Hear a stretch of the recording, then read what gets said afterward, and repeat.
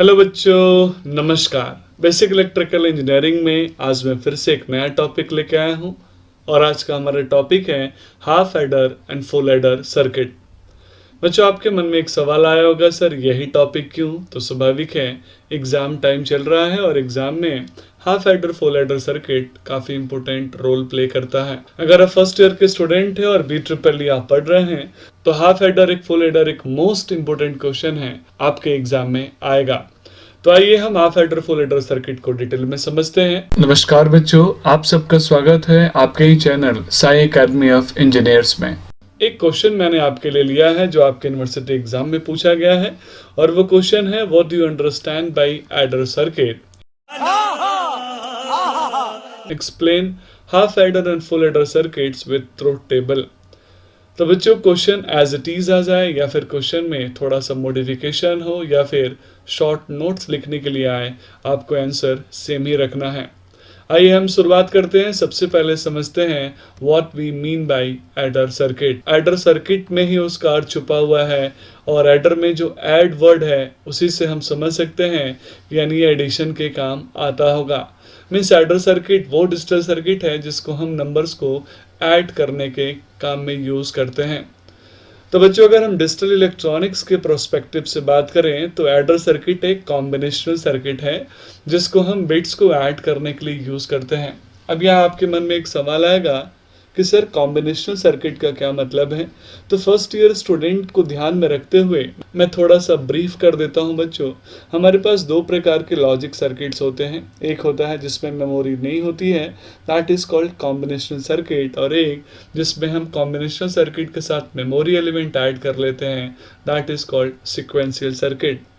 Combinational circuit आपका plane logic gate का example हो गया और सिक्वेंशियल सर्किट में आप फ्लिप फ्लॉप्स का एग्जांपल कंसीडर कर सकते हैं, जो आगे हम डिटेल में समझेंगे और वो भी एक इम्पोर्टेंट टॉपिक है। तो बच्चों, मैं यहाँ बोल सकता हूँ कि आप कंप्यूटर का एग्जांपल लेकर समझ सकते हैं कि आपके सीपीयू में जो भी एडिशन का टास्क परफॉर्म होता है वहाँ पे एडर डेफिनेटली होगा, चाहे वो हाफ एडर हो या फिर फुल एडर हो। मीन्स मैंने यही समझा दिया कि हमारे पास एडर दो तरह के होते हैं। सर दो तरह के क्यों? एक ही बहुत था पढ़ने के लिए। दो इसीलिए बच्चों क्योंकि हाफ एडर के साथ कुछ कंस्ट्रेंट्स थे, इसीलिए हम फुल एडर की तरफ मूव किए। और क्या कंस्ट्रेंट्स थे, आप ऐसे समझिए। हाफ एडर सर्किट्स को हम नॉर्मली 2 बिट्स के एडिशन में प्रीफर करते हैं। 3 बिट्स के एडिशन में हाफ एडर बहुत रिलायबल आउटपुट नहीं देता, प्रोसेस भी स्लो हो जाता है।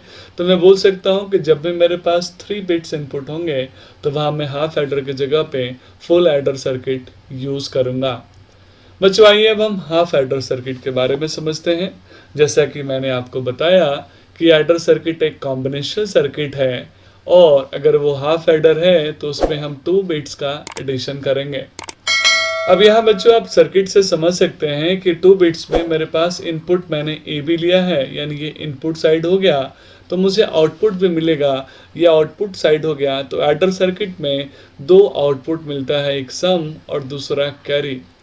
कैरी से उनके कुछ याद आया क्या? यस, वही वाला कैरी जो हम स्कूल में पढ़ते हैं, बहुत बार पिटाई भी खाया। चलिए एक छोटा सा प्रैक्टिस करके याद कर लेते हैं।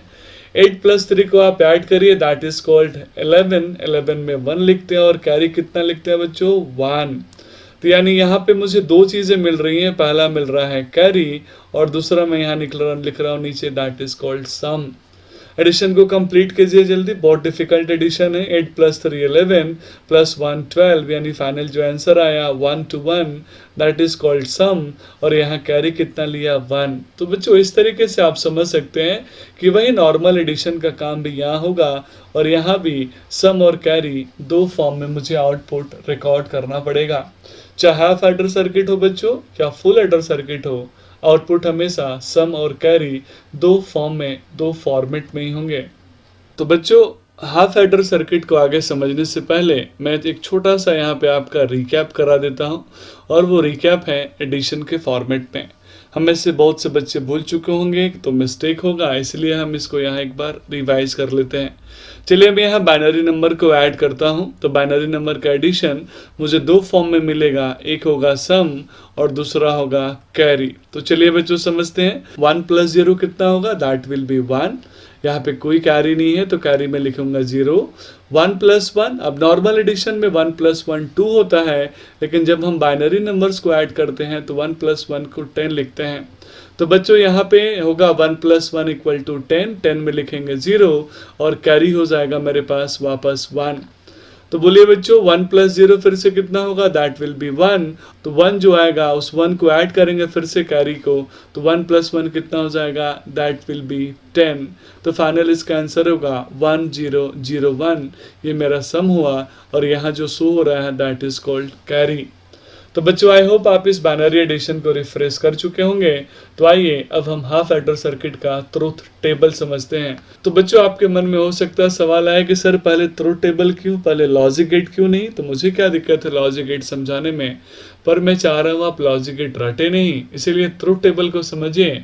और अगर आप ट्रुथ टेबल समझ लेंगे तो आप डिसाइड कर लेंगे कि लॉजिक गेट में कौन सा गेट लगाना है, एंड गेट लगाना, और गेट लगाना, या एक्सऑर या फिर एक्सनॉर। तो चलिए सबसे पहले हम हाफ एडर सर्किट्स के ट्रुथ टेबल को समझते हैं। तो यहाँ बच्चों नंबर ऑफ बिट्स कितने थे, 2। तो जो टोटल कॉम्बिनेशन बनेगा वो कितने का बनेगा, 4 इनपुट्स का।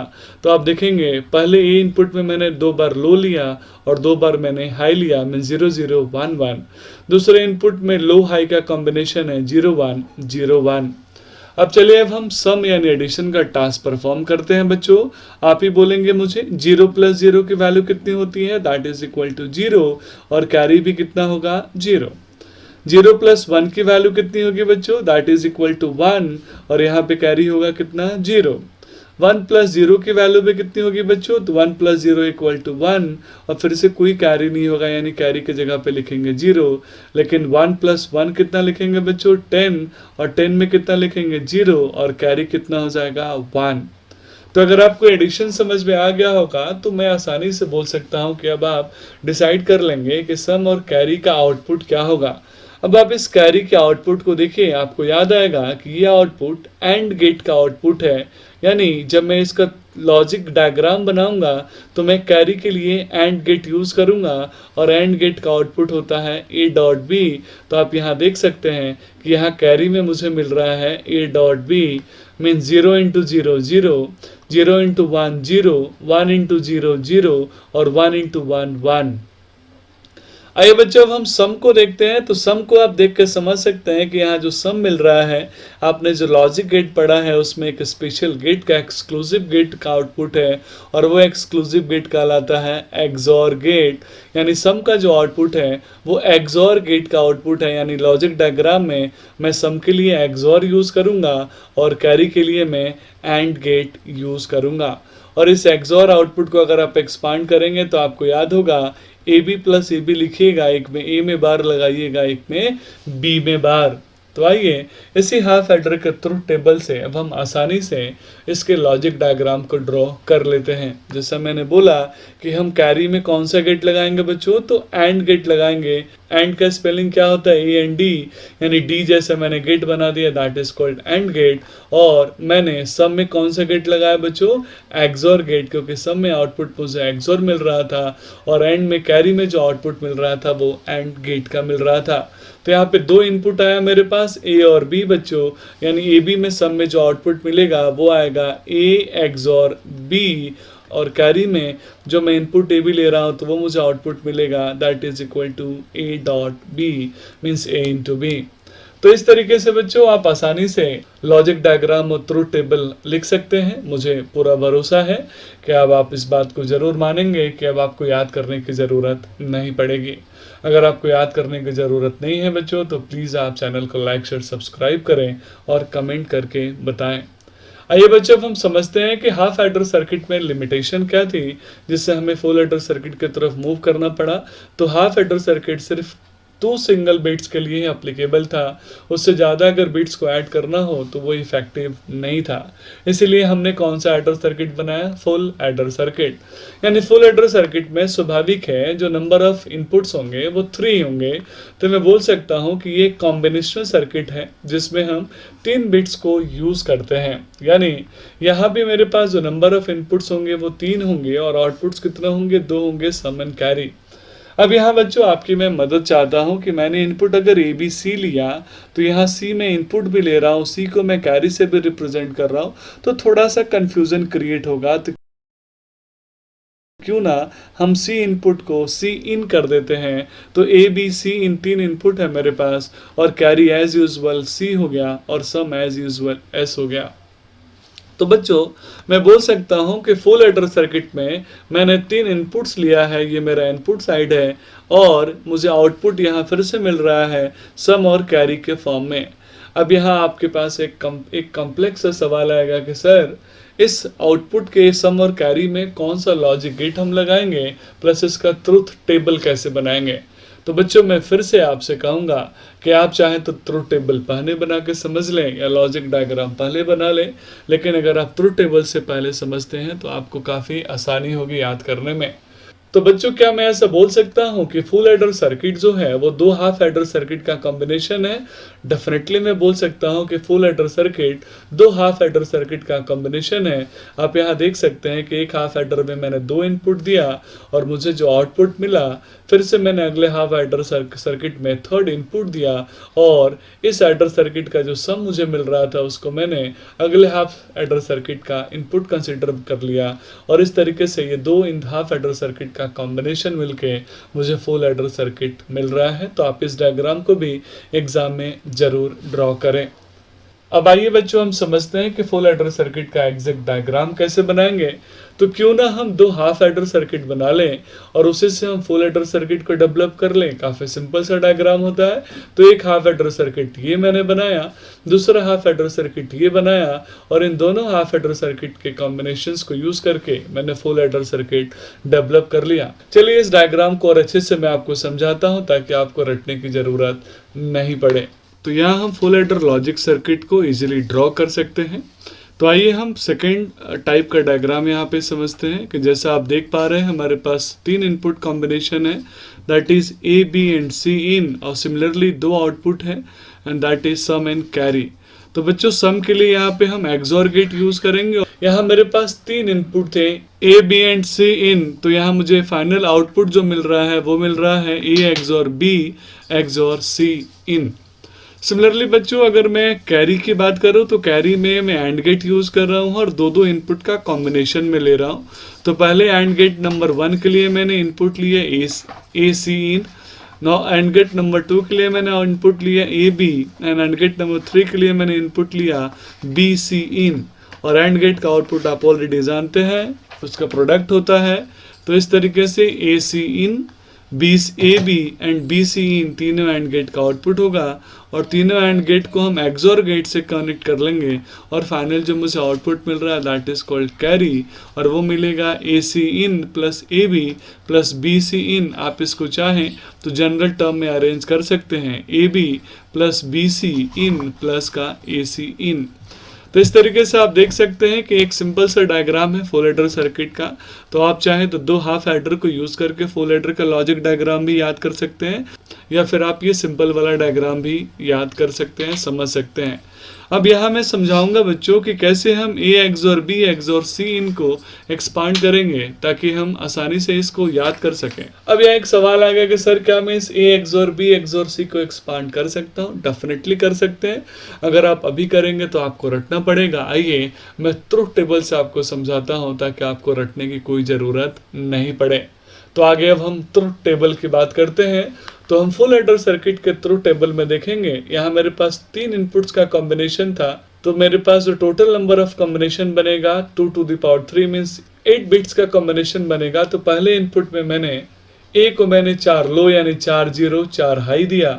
सिमिलरली बी को मैंने 2 0 2 1 फिर 2 0 2 1 का कॉम्बिनेशन दिया, और सी को मैंने 0 1 0 1 का कॉम्बिनेशन दिया है। अब आइए बच्चों इस इनपुट के अरेंजमेंट के बाद मैं एडिशन का टास्क परफॉर्म करता हूं। तो सबसे पहले मैं a प्लस बी प्लस सी इन करने जा रहा हूं। तो 0 प्लस 0 प्लस 0 की वैल्यू कितनी होगी बच्चों? 0, और यहाँ पे कोई कैरी नहीं होगा तो कैरी की जगह पे मैंने लिख दिया 0। 0 प्लस 1 यानी 0 प्लस 0 0 प्लस का 1 1 यानी सब मिलेगा 1, लेकिन कोई कैरी नहीं होगा तो मैंने यहाँ लिख दिया 0। अब हम थर्ड की बात करते हैं, 0 + 1 दैट इज 1 और 1 + 0 फिर से मेरा 1 होगा, तो यानी मैं यहाँ पे सम पे लिखूंगा 1 और कैरी नहीं मिल रहा है तो लिखूंगा 0।